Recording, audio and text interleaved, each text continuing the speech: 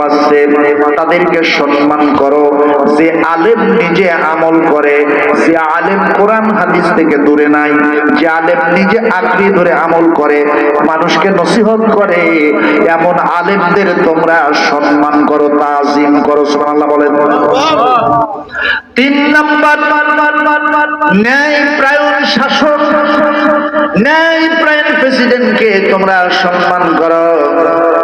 আল্লাহ রাসূল বলেছেন তাহলে তোমরা ডাইরেক্ট যেন আল্লাহ রাব্বুল আলামিনকে সম্মান করলে জোরে বলেন সুবহানাল্লাহ। আমার ভাইরা, বন্ধুরা, এখন তো কিয়ামতের পূর্ব মুহূর্ত সময়।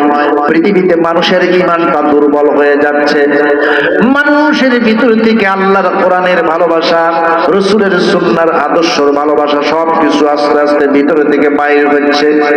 বন্ধুগণ, এই সময় আল্লাহ রাসূলের একখানা গুরুত্বপূর্ণ হাদিস আমি শোনাবো।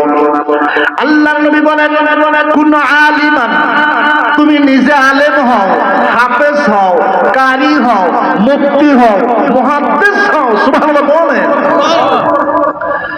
যদি তুমি আলেম না হতে পারো তাহলে একজন আলেমের ছাত্র হয়ে যাও।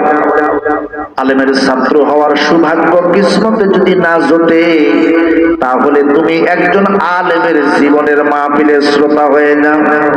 আলেমের শ্রোতা যদি হন, সৌভাগ্য কিসমতে না জোটে তাহলে আলেমদের সাথে তাআল্লুক, সুসম্পর্ক, ভালো সম্পর্ক রাখো।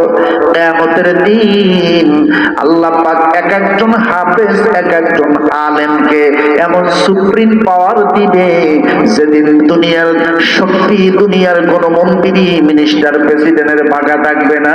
সেদিন একমাত্র হাফেজ, আলেম, ওলামারা আল্লাহ রাসূলের নায়েবে ওয়ারিস